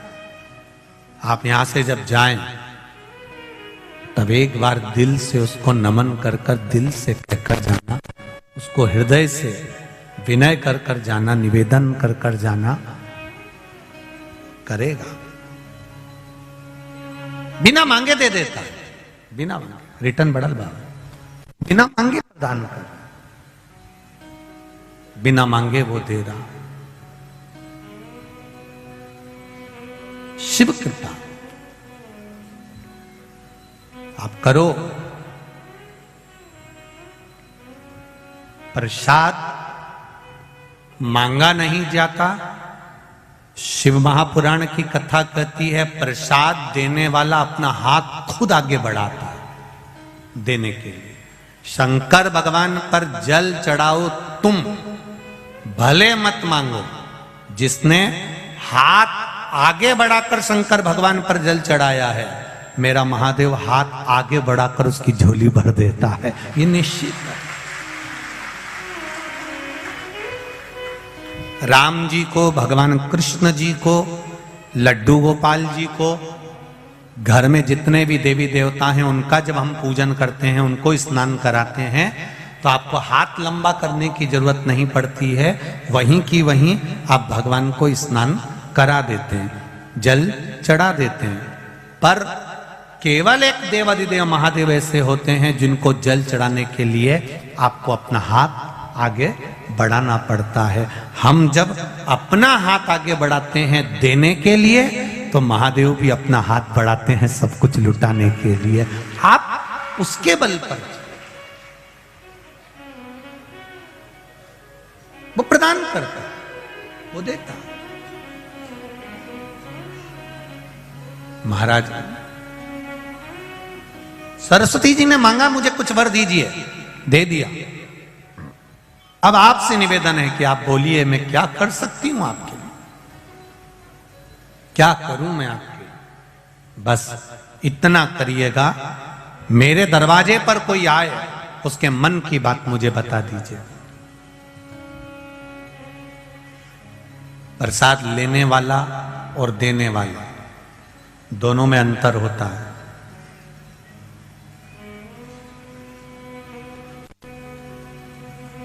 मैं बहेड़िया परिवार को बहुत बहुत साधुवाद धन्यवाद देना चाहूंगा। पुत्र काव्य की स्मृति में यह कथा चल रही है और आपका जो आत्मीय प्रेम यहां पर आए हुए भक्तों के प्रति, जो रात को 5-5, 10-10 हजार, 15-15 हजार लोग यहाँ ठहर रहे हैं, उनको सुबह चाय बिस्कुट, फिर भोजन, रात्रि को सब सोते हैं तब सुंदर दूध उकलवाकर सबको गिलास भर भर कर दूध पिला देना, रात भर चाय चला देना। मैं बहेड़िया परिवार को धन्यवाद देता हूं, बहुत बहुत धन्यवाद। कथा तो बहुत देखी और बहुत करी, पर यजमान परिवार ने जो ये व्यवस्था दी है, यजमान परिवार ने जो ये व्यवस्था प्रदान करी है, ऐसी व्यवस्था कहीं नहीं दी। एक देखी थी रायपुर छत्तीसगढ़ में, बसंत जी अग्रवाल ने कराई थी। एक खरगोन में, वो कौन परिवार था जिन्होंने खरगोन में कराई थी। समिति कराती है तो समिति अपने हिसाब से व्यवस्था करती है। एक अकेला यजमान जब कथा कराता है और वो यजमान इतनी व्यवस्था देता है, तो बहुत भोलेनाथ जी से हम हर पल यही प्रार्थना करते हैं, बाबा इनको इतना देना कि ये दोनों हाथों से ऐसे ही लुटाते हैं, ऐसे ही कृपा कर। ये करुणा है भोलेनाथ जी की, ये दया है भोलेनाथ जी की, ये उदारता, ये करुणा है भोलेनाथ बाबा, ये दया। और फिर कहकर जा रहे हैं, इस व्यासपीठ से इतना जरूर कहूंगा, जहां जहां शिव पुराण कथा करी है वहां वहां से लोगों ने डबल से फोन लगाया है कि एक बार शिव पुराण फिर दे दीजिए। मेरा बाबा शिव पुराण कराने के बाद इतनी कृपा कर देता है, इतनी दया कर देता है कि जितना लोग बाबा के लिए खर्च करते हैं उससे 1000 गुना बाबा फिर दे देता है।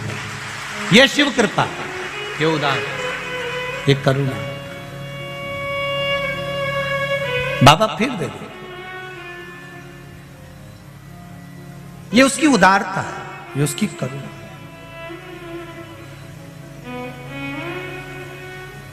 महाराज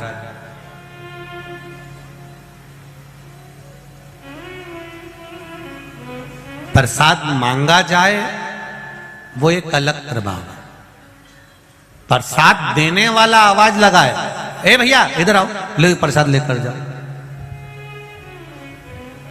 कितना सुंदर कहा है स्कंद पुराण के अंदर। एक बार हमने पहले भी कथा में कहा, शिव महापुराण का एक संवाद की सबसे ज्यादा नरक में कौन जाता है, तो कहा प्रसाद बांटने वाला जाता है। तो लोगों ने पूछा ये कैसे चले जाता है, तो कहा प्रसाद धर्म की जगह पर बंटता है। प्रसाद हमेशा अच्छी जगह पर बंटता है, जहां भगवान का सत्संग हो, भजन हो, कीर्तन हो, मंत्र माला स्मरण हो, कथा भागवत यज्ञ अनुष्ठान हो, मंदिर देवालय हो, प्रसाद वहां बंटता है।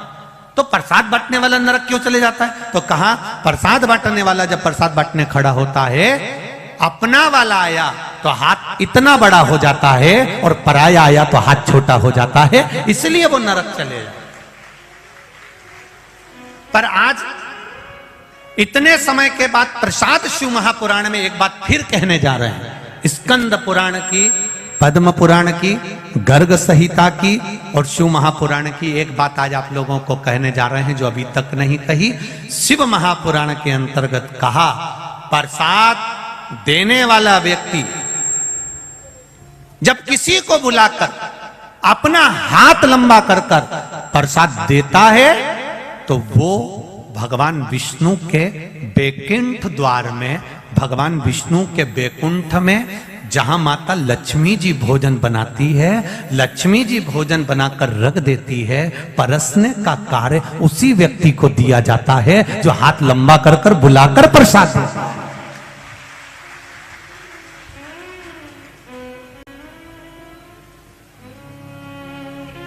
और हमने देखा यहाँ बहेड़िया परिवार जो कथा करा रहा है, हमने छोटे छोटे वीडियोस आप लोगों के, हम लोग तो कभी रसोई घर जाते नहीं तो गए भी नहीं, तो हमने उसमें वीडियो में देखा कि कई माताएं बुला कर दे रही, भैया चाय लो, उधर से बिस्कुट लो, भैया आओ इधर आओ चाय लो, उधर बिस्कुट रखा है बिस्कुट लो, लो दूध प्रसाद लो भोजन प्रसाद लो, ये बुलाकर जो दे रहे हो। तो हम पूर्ण भरोसे से कह सकते हैं कि बैकुंठ में लक्ष्मी जी तो बनाएगी पर नारायण को भोजन आप ही खिलाओगे, ये निश्चित है, ये विश्वास है आप, ये जागरूकता है।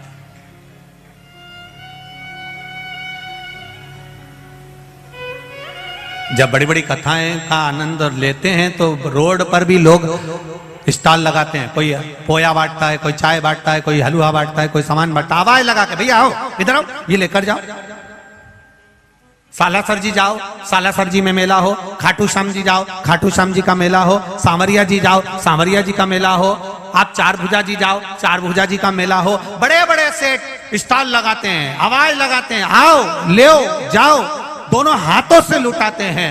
मुझे लगता है उन्होंने भी शिव महापुराण दिल से सुनी होगी कि हाथ लंबा कर कर देने वाले के लिए मेरा महादेव हाथ लंबा कर कर करोड़ों लुटा देता है, ये दे देता है, ये उसकी उदारता, ये उसकी कृपा है,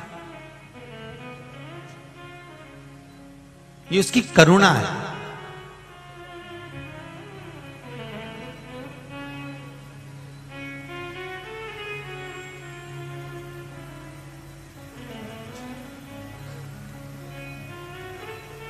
और हम भी इस बड़ोदरा से सीख कर जाएंगे बहुत कुछ,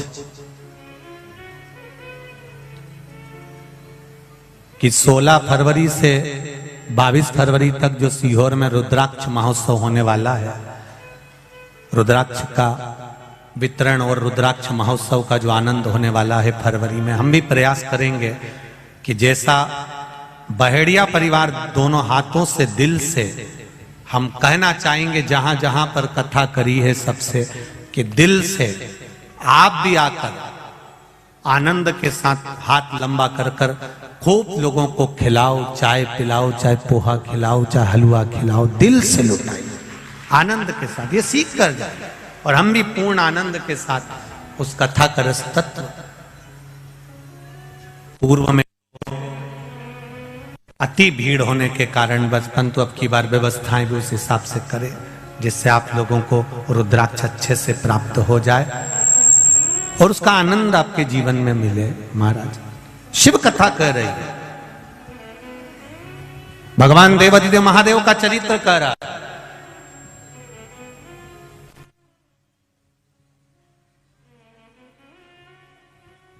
तारकासुर बिना मांगे तारकासुर को सब मिल गया, देवताओं में हलचल मच गई, सारे देवताओं में हलचल मची तो देवताओं ने विचार करा आखिर क्या हुआ ये सब। तारकासुर का एक नियम था, बट वृक्ष के नीचे तारकासुर भजन करता है, आंवले के वृक्ष के नीचे तारकासुर भजन करता है, पीपल के वृक्ष के नीचे तारकासुर भजन करता है, शमी के वृक्ष के नीचे तारकासुर भजन करता है। ये हमारा सनातन धर्म कहता है, बट वृक्ष की पूजन करने वाला, बट वृक्ष के नीचे शिव की आराधना करने वाला, लौंग समर्पित कर जल चढ़ाने वाले का जैसे कर्ज मुक्ति होती है, उसी तरह आंवले के वृक्ष के नीचे मात्र ताजा मिष्ठान दूध का बनाकर उस सामग्री को भगवान आंवले के वृक्ष के नीचे पूजन करने से लक्ष्मी और संपदा की वृद्धि होती है। जैसे शमी का पौधा, शमी का वृक्ष, शमी के वृक्ष के नीचे मात्र दूध और जल मिला हुआ जल शमी के वृक्ष के नीचे मात्र ओघड़दानी अवधूतेश्वर महादेव के नाम से केवल हफ्ते में एक बार भी अगर दूध और जल का मिश्रण शमी के पौधे के नीचे कर दिया जाता है तो कहते हैं शरीर में बड़ी से बड़ी अगर बीमारी है, कहीं कैंसर जैसा रोग है या किडनी लीवर जैसा रोग है, कोई भी तकलीफ, कोई गांठ अगर शरीर में हो गई है तो शमी के वृक्ष के नीचे दूध का जल थोड़ा सा हफ्ते में एक बार अवधूतेश्वर महादेव के नाम से समर्पित कर देने से रोग का निवारण होने लगता है, रोग थम जाता है और उस आगे नहीं बढ़ पाता और उसका इलाज चालू हो जाता है, सुख का अनुभव हो जाता है।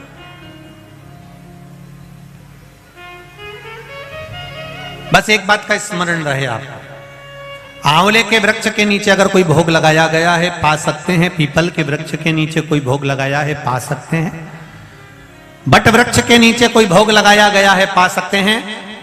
जिस वृक्ष के नीचे भोग लगाओगे पालोगे, पर शमी वृक्ष के नीचे का जो भोग लगाया गया है वो नहीं पाया जाता। शमी वृक्ष का जो प्रसाद है वो आपको वहीं छोड़ना पड़ता है। शमी वृक्ष का प्रसाद वहीं छोड़। शिव कथा कह रही है, तारकासुर ने तारकासुर खूब उपद्रव। अब सारे देवताओं के पास सूचना मिल गई, जाओ 33 कोटि देवी देवताओं ने जाकर तारकासुर से बात करी है।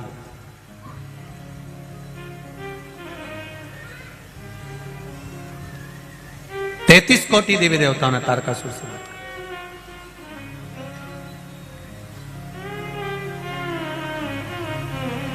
कहा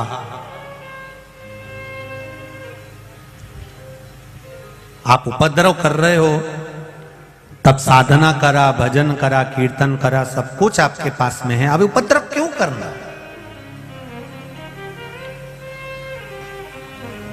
तुम्हारी मृत्यु कैसे होगी वह आप बता दीजिए। तारकासुर ने कहा मुझे मारने वाला संसार में कोई जन्म नहीं लिया है, मैं मरूंगा नहीं, ये निश्चित है। भगवान नारायण ने पूछा कोई तो कारण होगा जिससे आपके प्राण छूटेंगे। दुनिया में पहला तारकासुर ऐसा था जिसने अपने मृत्यु होने का भी साधन बता दिया था। रावण ने यह कभी नहीं कहा था कि मेरे को मारने का साधन यह है कि मेरी नाभि में अमृत है। कंस ने नहीं बताया था कि मैं ऐसे मरूंगा, रावण ने नहीं बताया था कि मैं ऐसे मरूंगा, हिरण्यकशिपु ने नहीं बताया था कि मैं ऐसे मरूंगा, हिरण्याक्ष आदि जितने भी असुर हुए इन्होंने कभी नहीं बताया कि मैं ऐसा मरूंगा। केवल शंकर भगवान का एक भक्त तारकासुर ऐसा था जो भगवान नारायण से कह रहे हैं कि मेरे मरने का साधन एक है, मैं मरूंगा तो शंकर भगवान के पुत्र के द्वारा मरूंगा। अब आप शिव जी का ब्याह करा दो और मेरा वध करा। अब दुनिया का सबसे कठिन काम है शंकर जी की शादी कराना।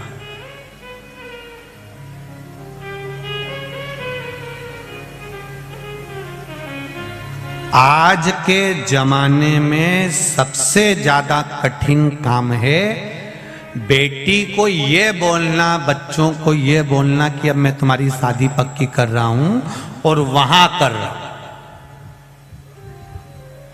इतने में बेटा बेटी का मुंह भगोना हो जाता है। पापा हमसे तो पूछते, मम्मी पापा हमसे तो कुछ पूछते ही नहीं है, उन्होंने मन से मेरा ब्याह पक्का कर दिया, मुझसे पूछना तो था। शिव जी के संतान के द्वारा मेरे प्राण छूटेंगे, शंकर भगवान का जो पुत्र होगा वो मुझे मारेगा। ये तारकासुर ने भगवान नारायण से कह दिया। रावण ने कभी नहीं कहा मेरी नाभि में अमृत है, हिरण्यकशिपु ने कभी नहीं कहा कि मैं ऐसे मरूंगा, कंस ने कभी नहीं कहा मैं ऐसे मरूंगा, हिरण्याक्ष ने कभी नहीं कहा मैं ऐसे मरूंगा, पर तारकासुर एक अकेला था, शंकर का भक्त था, इसलिए कह दिया शिव जी के पुत्र के द्वारा मरूंगा। अब तुम शिव जी की शादी करा।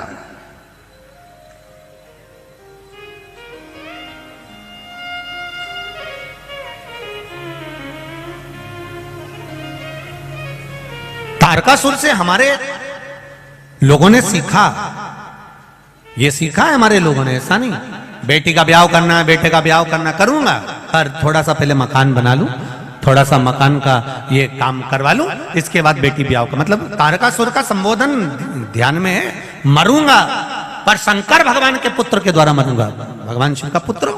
अब शंकर जी तो समाधि में लीन थे, कौन मारे इनको, पहले समाधि तोड़ो। अब समाधि को तोड़ने के लिए सारे प्रयास कर लिए, तब आज ही का दिन मार्गशीर्ष शुक्ल पक्ष की त्रयोदशी कामदेव को बुलाया गया, जाओ कामदेव, जाकर समाधि तोड़ो।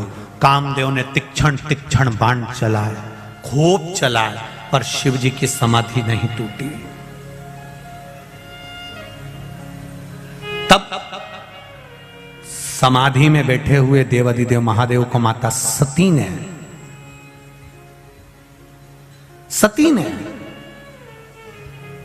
स्मरण कराया, ये मेरी बहन का पति है, मैं दक्ष प्रजापति की बेटी सती और मेरी बहन है रति, ये रति का पुत्र है, रति का पति है कामदेव। आप मेरे लिए कुछ नहीं करे, कम से कम इनके लिए थोड़ा सा आप नेत्र खोल लीजिए। देवाधिदेव महादेव रिश्तेदारी निभाना जानते थे। दुनिया में केवल एक देवाधिदेव महादेव ऐसे हैं जो अपने संबंध को निभाना जानते हैं, रिश्ता निभाना जानते हैं, संबंध निभाना जानते हैं कि संबंध किसको कहते हैं। शिव जी ने, कामदेव ने नेत्र खोल, जो बाण छोड़ा, शंकर जी का तीसरा नेत्र खुला। खुलते से ही आम के पल्लव में, आम के पल्लव में, आम के वृक्ष के ऊपर, आम के पल्लव पर कामदेव छुप कर बैठे थे।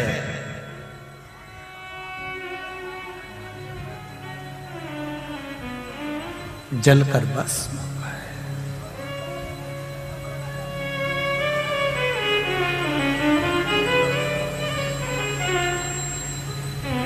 कामदेव ने आम के पल्लव को पकड़ कर रखा था,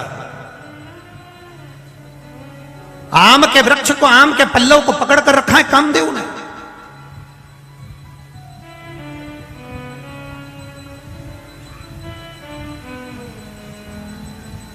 तैतीस कोटि देवी देवताओं ने आकर उस आम लेके, उस आम के वृक्ष पर 33 कोटि देवी देवताओं ने आकर कहा, कामदेव चिंता मत करो, अगर तुम भस्म भी हो गए, हम शिव से तुम्हें वापस प्राप्त कर लेंगे। कामदेव प्रसन्न हो गया, बड़ी कृपा करी, इस आम के पल्लव के ऊपर आपका मुझे दर्शन हुआ।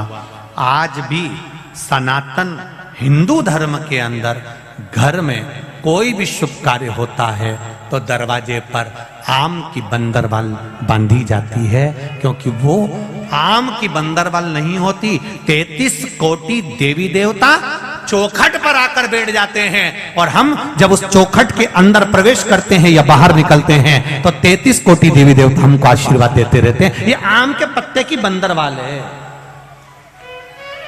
अब इधर गुजरात में बनती कि नहीं बनती हमको नहीं मालूम, बनती है क्या, बनते हैं यहां पर। आज भी घर में शुभ कार्य होगा, आम के पत्ते लगाए जाएंगे, आम के पत्ते की बंदरवाल बांधी जाएगी। विवाह होगा, आम के पत्ते की बंदरवाल। आम के पल्लव में कामदेव छुप कर बैठे थे, और आम के वृक्ष के ऊपर 33 कोटि देवी देवताओं ने आकर कामदेव को दर्शन दिया था, इसलिए आम के पत्ते की बंदरवाल बांधी जाती है। कई लोग कहते हैं आम तो खट्टा होता है, आम तो खटास होती है, फिर इसके पत्ते क्यों लगाए जाते हैं? क्योंकि 33 कोटि देवी देवताओं ने आकर यहां दर्शन दिया। आम के पल्लव के ऊपर, आम के वृक्ष के ऊपर देवता पधार कर दर्शन दिए। काम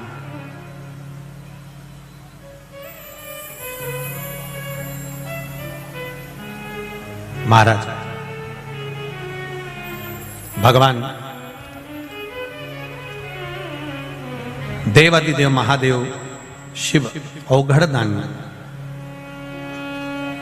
त्रिकालदर्शी, कैलाशी, अविनाशी, मेरे बाबा, मेरे शिव, कामदेव को भस्म कर दिया। कामदेव आकर रोने लगा। रति कामदेव की धर्मपत्नी रो रही है, मेरा पति मार दिया केवल देवताओं के हित के लिए, मेरे पति के प्राण छूट गए केवल देवताओं के हित के लिए। भगवान शिव ने, भगवान ब्रह्मा विष्णु देव आदि सारे देवताओं ने मिलकर भगवान की स्तुति करी। तब कहा तुम्हारा पति तुमको मिलेगा जब भगवान कृष्ण पृथ्वी पर आएंगे, द्वापर में कृष्ण आएंगे, तब उनके उस पुत्र के रूप में तुम्हारा पति वापिस तुम्हें मिल जाएगा। तब तक इनका शरीर दिखेगा नहीं, पर ये रहेंगे, इनको अनंग कहा जाए। आज वही कौन सी त्रयोदशी है? जम के बोलो जरा।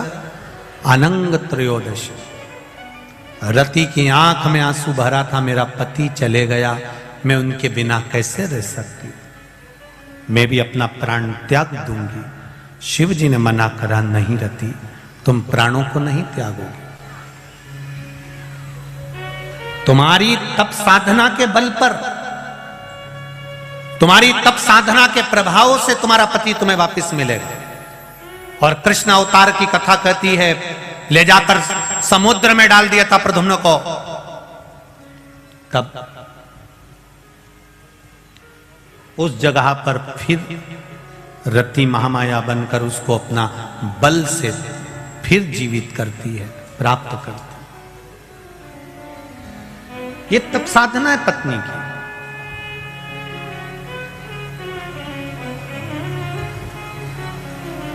रति ने कहा,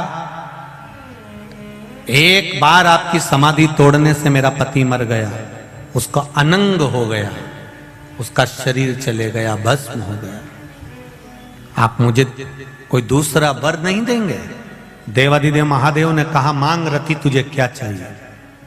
तू सती की छोटी बहन है, तू सती की बहन है, मांग तुझे क्या चाहिए? रति कहती है, एक वर दे दीजिए।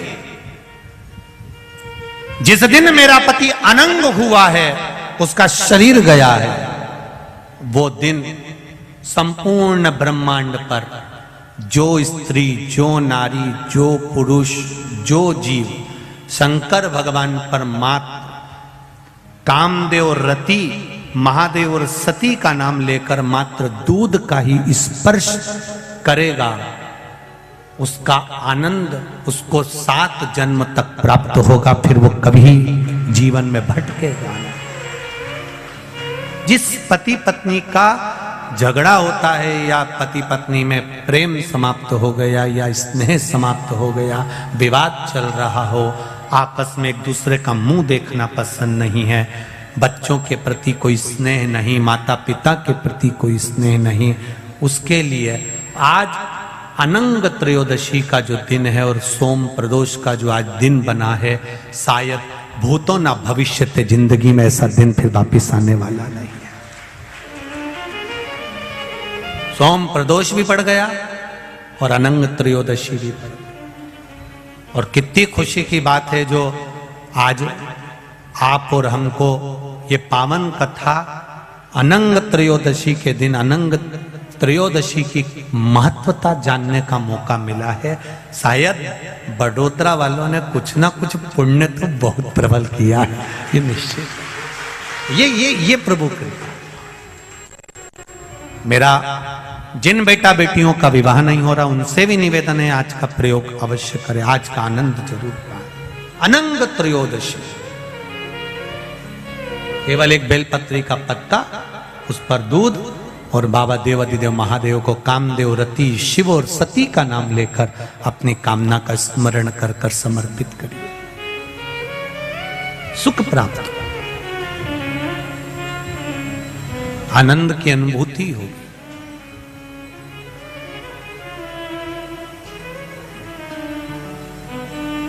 एक आनंद, एक सुख उसके जीवन में प्राप्त हो जाता है। शिव कथा कर रही है, भगवान शंकर का चरित्र कह रहा है।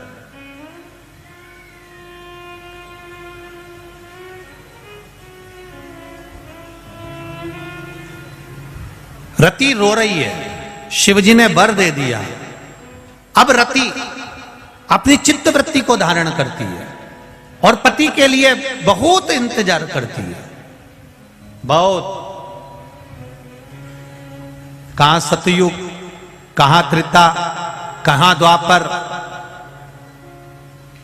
भ्रमण करती करती करती समय निकाल देते।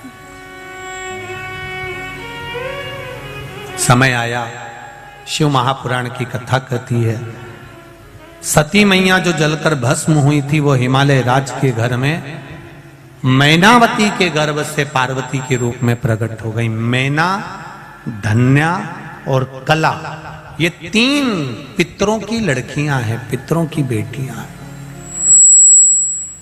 पितृलोक में रहती हैं। दुनिया का सबसे सुंदर लोक है पितृलोक। दुनिया का सर्वश्रेष्ठ लोक पितृलोक, जहां से पितर किसी दूसरी जगह जाना नहीं चाहते। कई लोग कहते हैं हमारे पितरों के लिए मुक्ति के लिए हमने ये करा, पितरों के मोक्ष के लिए ये करा, पितरों के मोक्ष के लिए ये करा, पर कोई पितरों से पूछे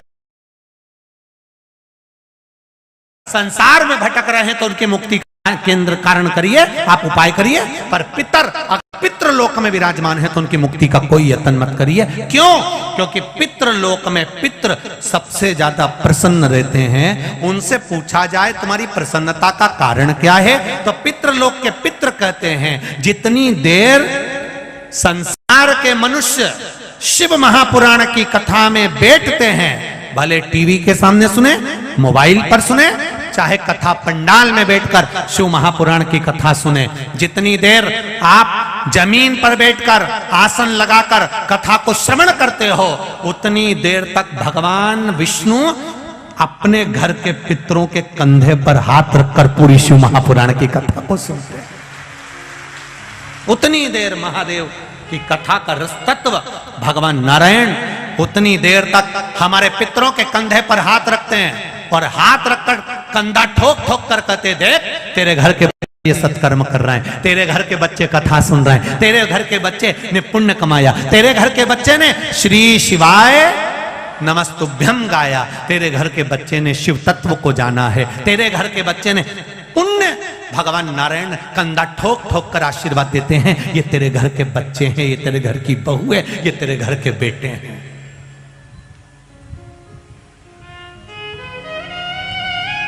कितने सालों के बाद गुजरात को 2 कथा मिली है, एक ये, एक पावागढ़ के पास में।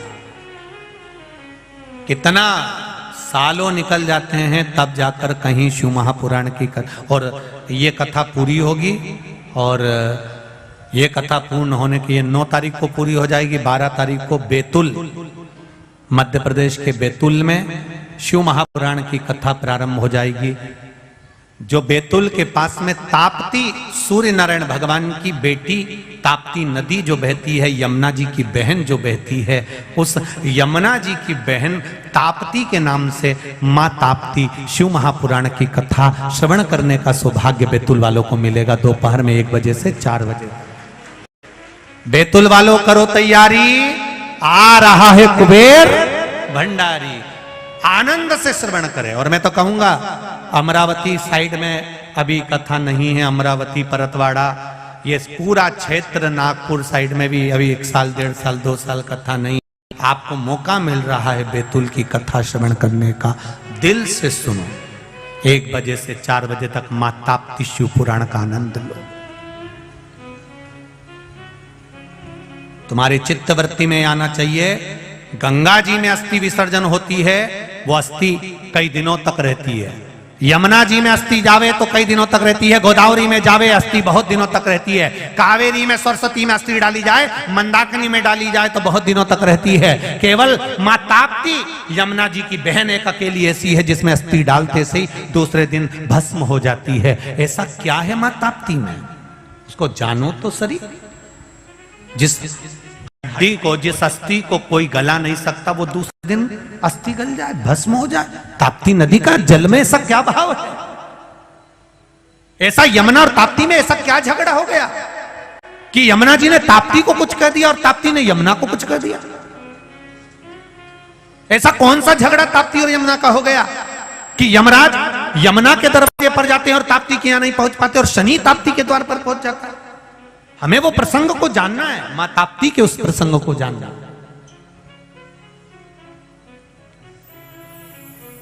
उसको पहचानना है हमें, मां ताप्ती के उस संवादों को। और बैतुल की कथा में 12 से चालू होगी, उसको श्रवण करे 12 दिसंबर से, आनंद ले। शिव कथा कह रही है, भगवान शंकर का संवाद कर रहा है। पितृलोक में पितृ संतुष्ट हैं, आनंद में हैं। वो कहते हैं अगर मेरे घर के बच्चे सत्संग कर रहे हैं, संकीर्तन कर रहे हैं, तो मैं तो बड़ोदरा वालों को बधाई देना चाहूंगा, बड़े किस्मत वाले हो। हाँ, ये जरूर हो सकता है कि कथा स्थल ग्राउंड, क्योंकि बड़े बड़े कथा होती है, इतनी पब्लिक आती है, इतना ट्रैफिक रहता है, तो ग्राउंड थोड़ा दूर हो सकता है। पर जितने कदम चलकर आप इस शिव महापुराण की कथा तक आए हो, बड़ोदरा वालों, तुम्हारी झोली भी बाबा उतनी ही जोरदार भरने लगा है। ये निश्चित है, दिल से सुनो, आनंद से।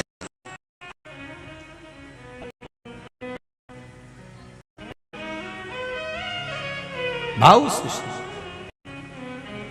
शिव कथा कह रही है। भगवान शंकर का संवाद कहता है, मैना धन्यार कला 3 देवियां बैठी थी, चली, सनकादि ऋषि को उनका चरण लग गया, वस्त्र लग गया, क्रोध में आ गए सनकादि ऋषि, श्राप दे दिया, तुम भूमि पर जाओगी। पितृलोक कौन छोड़ना चाहेगा? जब इतना सुंदर लोक है तो कौन छोड़ेगा? पर उन्हें जाना पड़ा क्योंकि श्राप लगा था, जाना पड़ा।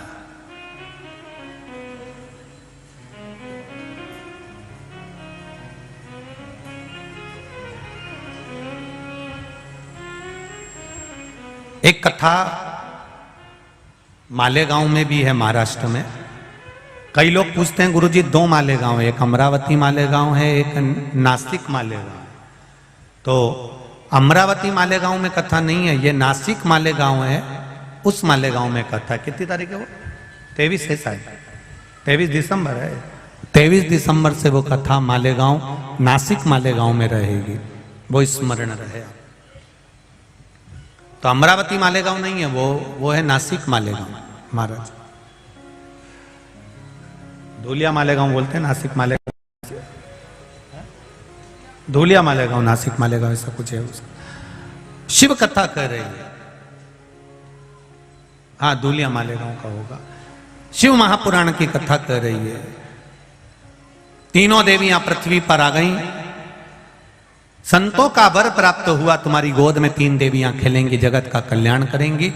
मैना की गोद में माता पार्वती हैं, धन्या सुनैना बनी जिनकी गोद में सीता जी हैं, कला कीर्ति बनी जिनकी गोद में राधा जी हैं, और 3 देवियां आनंद पाती हैं महाराज। 3 देवियां आती हैं। पार्वती मैया का भाग्य देव ऋषि नारद ने बताया। 7 तरह का भोग भगवान शंकर को माता पार्वती जी ने लगाया था। कौन कौन सा भोग लगाया था माता पार्वती जी ने? कौन कौन सा पदार्थ भगवान शिव को अरोगाया था? कौन सी 7 चीजें भगवान शंकर को चढ़ाई जाती है जिसके चढ़ाने से भगवान पार्वती जी के हो गए, तो हमारे भी हो सकते हैं। उस प्रसंग को कल की कथा में लेंगे अपन। पार्वती जी का मंगल विवाह भगवान देवाधिदेव महादेव के साथ होने जा रहा है। शिव जी दूल्हा बने हैं, पार्वती जी दुल्हन बनी है। माता पार्वती और देवाधिदेव महादेव पधार रहे हैं। जोरदार ताली बजाकर स्वागत करेंगे।